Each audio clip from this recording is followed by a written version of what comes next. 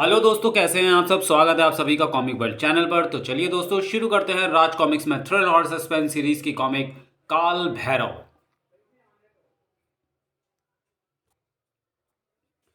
काल भैरव, लेखक राजा, संपादन मनीष चंद्र गुप्त, चित्रांकन संजय अष्टपुत्रे। शहर से बाहर बनी एक बस्ती में उस समय हलचल सी मच गई थी जब सेठ दौलत राय का लड़का केपी अपने दोस्तों के साथ अपनी कार में उड़ा जा रहा था। उफ, इतनी तेज रफ्तार से गाड़ी चला रहा है ये। इनकी मौत आ गई लगती है, लेकिन कोई इस गाड़ी की चपेट में भी तो आ सकता है। होनी शायद इसी बात की प्रतीक्षा कर रही थी। कार एक खंबे से टकराई, धड़ाक, और लहराती हुई एक बच्चे को कुचलती हुई चली गई। नहीं!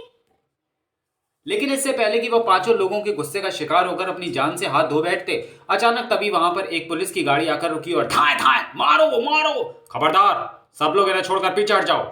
ये लोग खूनी है इंस्पेक्टर, इन्होंने मेरे कलेजे का टुकड़ा, मेरा जीने का सहारा छीन लिया है। तुमने इन्हें क्यों बचाया इंस्पेक्टर? कानून इन्हें इनके अपराध की सजा अवश्य देगा, लेकिन इंस्पेक्टर राघव, किसी को कानून अपने हाथ में नहीं लेने देगा। इन हत्यारों को फांसी पर चढ़वाना इंस्पेक्टर।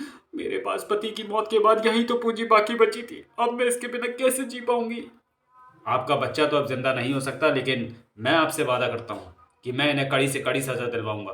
फिर हवलदार, इन पांचों को ले जाकर हवालात में बंद कर दो। Yes sir.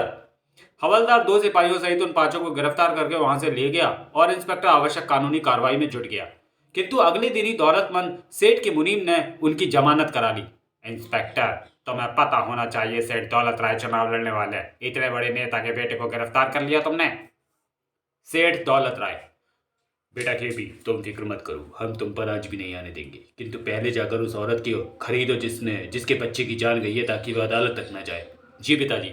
उसी शाम जब केपी और उसके साथी बच्चे की मां के घर पहुंचे तो, मुझसे मेरा लाल छीनने वाले हत्यारों, मेरे बच्चे की जान लेने के बाद अब मुझसे सौदा करने आए हो। तुम्हारा सत्यानाश हो, तुम सब कुत्ते की मौत मरो, निकल जाओ यहां से।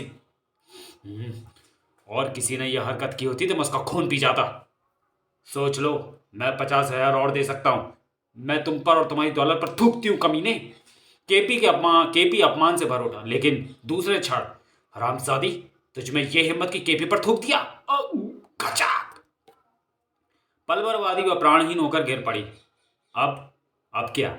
इसकी लाश को किसी चादर में लपेटकर गाड़ी की डिक्की में डाल दो। आधी रात के बाद कब्रिस्तान के बाहर ले जाकर गाड़ देंगे, फिर छुट्टी। आधी रात के बाद जल्दी से गड्ढा खोदो। मगर लाश को गड्ढे में उतार कर वह लोग उस पर मिट्टी डालने के लिए जैसे ही पीछे हटे, नहीं, भूत, भागो! लाश कब्र से निकलकर हवा में जैसे तैरती हुई एक ओर को बढ़ने लगी, और अगले क्षण कोई आवाज सुनकर और पांचों का तो जैसे दम ही निकल गया। लाश के पीछे सब लोग, चले आओ केपी, चले आओ, जरूर कोई प्रेत आत्मा है, जान बचानी है तो भागो।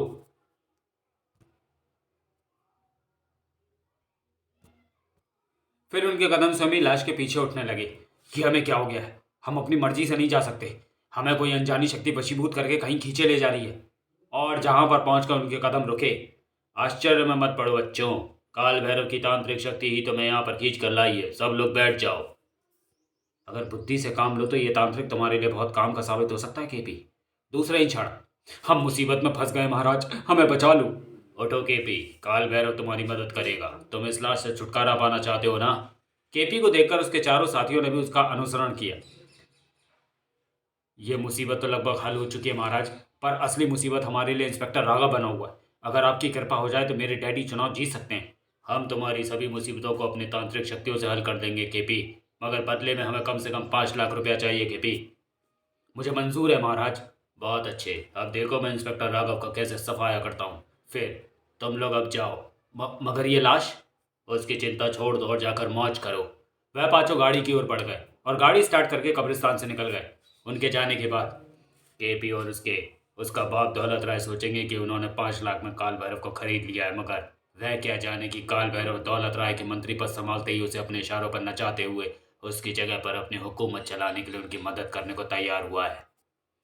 फिर काल भैरव ने आंखें बंद करके कोई मंत्र पढ़ा और उसी क्षण हवा में तैरती हुई महिला की वह लाश उधर को ही बढ़ चली जिधर से वह आई थी, और फिर उसी खोदे हुए गड्ढे में जा गिरी और फिर स्वयं ही मिट्टी उस कब्र में गिरने लगी।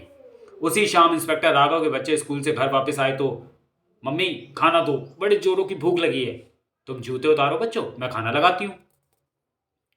तभी अचानक जैसे कमरे की छत में से एक नरमुंड प्रकट हुआ और उसमें से एक प्रकाश की रेखा निकलकर बंटी के ऊपर पड़ने लगी। भैया! और वह चीखती हुई बाहर की ओर भागी। Mummy, mummy! क्या हुआ मेरी बच्ची, तुम इतनी घबराई हुई क्यों? मम्मी, वो भैया! वो दोनों कमरे में दाखिल हुई तो वह नरमुंड वहां से गायब हो चुका था। लेकिन क्या बात है बंटी? मम्मी, मम्मी, मुझे अपना खून पिला दो। हाँ, मैं तुम्हारा खून पीऊंगा। गीता के जैसे होश हो गए। नहीं, ये मेरे बेटे को क्या हो गया है? हाँ हाँ हाँ, मम्मी, मुझे अपना खून पिला दो। लेकिन गीता ने बंटी को जैसे ही अपनी गोद में उठाया, मैं तेरा खून पी जाऊंगा। हा हा हा हा हा। मम्मी! गीता बंटी को गोद में लेने के लिए लपकी। नहीं मेरे बेटे, ऐसे नहीं बोलते।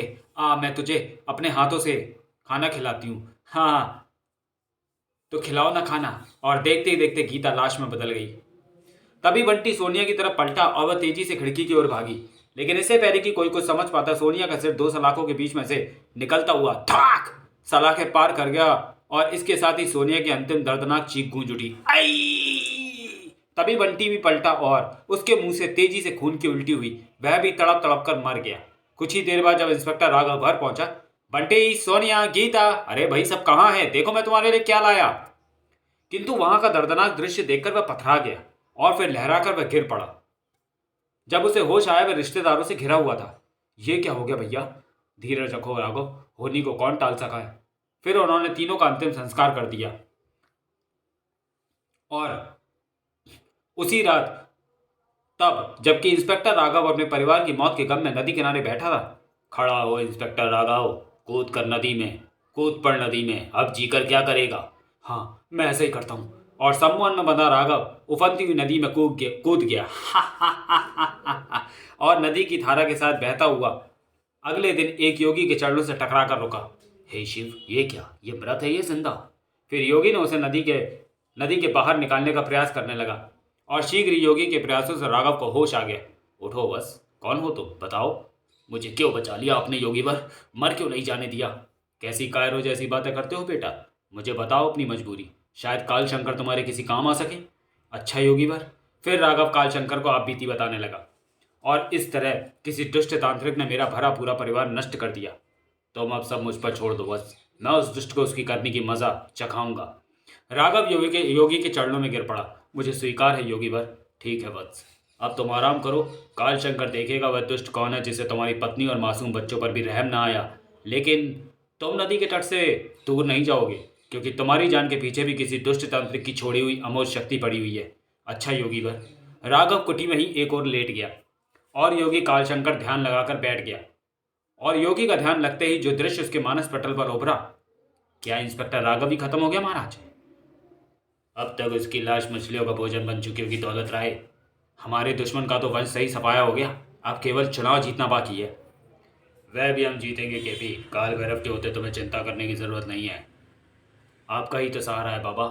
कट कट कट, थोड़ी मदरा और दो बच्चा, जितनी चाहो पियो महाराज। काल शंकर ने तुरंत आंखें खोल दी। ओह काल भैरव, आखिर तुम अपने दुष्ट स्वभाव के कारण दुष्ट लोगों की संगत और दुष्टता भरे कृत्यों से बाज नहीं आए। अगले क्षण काल शंकर के सामने अतीत का वह दृश्य घूम गया जब वह और काल भैरव अपने गुरु से अन्य शिष्यों के साथ तंत्र साधना सीख रहे थे। एक दिन, गुरु जी, गोपाल बाबा पागल हो गया है। क्या कहते हो? वह पागल कैसे हो गया? चलो उसे देखें। और जब गुरु सभी शिष्य समेत वहां पहुंचे तो, छोड़ दो मुझे, मैं सबको मार डालूंगा। इस पर उच्चाटन शक्ति का प्रयोग किसने किया है? हमने नहीं, मैंने भी नहीं। मैंने तो नहीं किया गुरुजी। अचानक गुरु को काल भैरव का ध्यान आया। काल भैरव कहाँ है? यहाँ तो नहीं है गुरुजी। ओह काल शंकर, उसे ढूंढ कर लाओ। यह अवश्य उसके ही दुष्ट स्वभाव का काम है। काश मैं उसे शिष्य बनाने से पहले पहचान लेता। काल शंकर काल भैरव को बुलाने गया। खा जाऊंगा, छोड़ूंगा नहीं। तुमने अपने ही गुरु भाई पर उच्चाटन शक्ति का प्रहार करके उसे पागल बना दिया दुष्ट। मैं देखना चाहता था गुरुजी, आपने जो विद्याएं तथा मंत्र सिखाए वह सचमुच ही काम करते हैं या नहीं। यह सुनते ही गुरुजी का पारा 7वें आसमान पर पहुंच गया। तुमने मेरे मना करने के बावजूद वर्जित विद्या का प्रयोग किया दुष्ट। तेरे मन में जीवों के लिए कोई दया और गुरु के लिए सम्मान नहीं है? निकल जा यहां से। तुमने मेरा अपमान किया बूढ़े, देख लूंगा तुझे भी। मैं अब खुद ही यहां रहना नहीं चाहता। तू जिन विद्याओं और शक्तियों के मद में चूर होकर बोल रहा है, मैं शीघ्र ही उनका ह्रास कर डालूंगा। काल भैरव ने चौंककर गुरु की ओर देखा। यह अवश्य जो कहता है वह करके दिखा देगा काल भैरव। और काल भैरव सोचता हुआ तेजी से वहां से निकल गया। इससे पहले कि गुरु अपनी दी हुई धमकी पूरी करके दिखा दे, मुझे ही कुछ करना होगा। उसी रात जब गुरु साधना के बाद थक कर नींद के आगोश में सो रहे थे, तूने मेरी शक्तियां खत्म करने की धमकी दी थी बूढ़े, लेकिन देख मैं तुझे कैसे तुझे खत्म करता हूं। फिर उसने वहां पर गड़ा हुआ त्रिशूल उखाड़कर बाहर खींचा और बेरहमी से अपने सोए हुए गुरु की छाती में गाड़ दिया। खचाक! अचानक काल शंकर ने वह चीख सुनी तो यह तो गुरुजी की चीख है, अवश्य उनकी जान पर कोई खतरा है।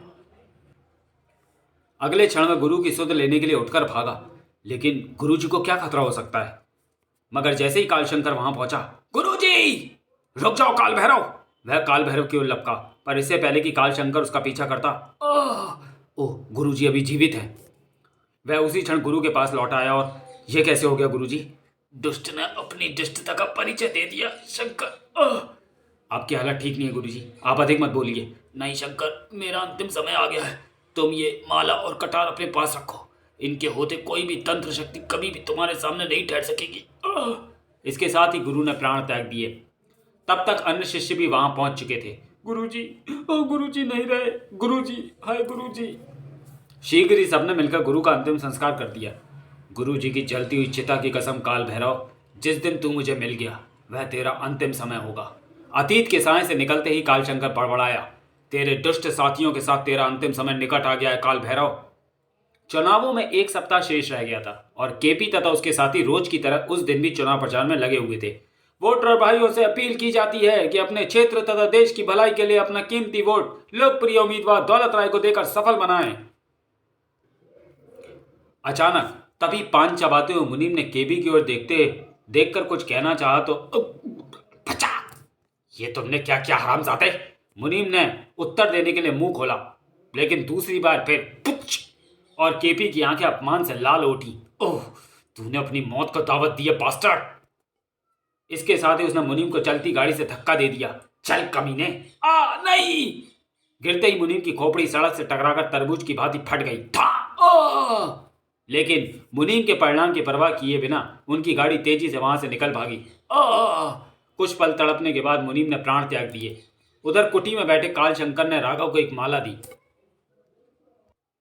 इसे हाथ में लेकर आंखें बंद कर लो बस, और आप अपने एक दुश्मन का अंत देख लेना। राघव ने हाथ में माला लेकर अपने नेत्र बंद कर लिए। दूसरे पल ही उसके मस्तिष्क के पर्दे पर मुनीम के अंत का दृश्य उभर आया। तो चलिए दोस्तों, वीडियो को यहीं समाप्त करते हैं और मिलते हैं काल भैरव के दूसरे और अंतिम भाग में अगले वीडियो में। तब तक के लिए धन्यवाद।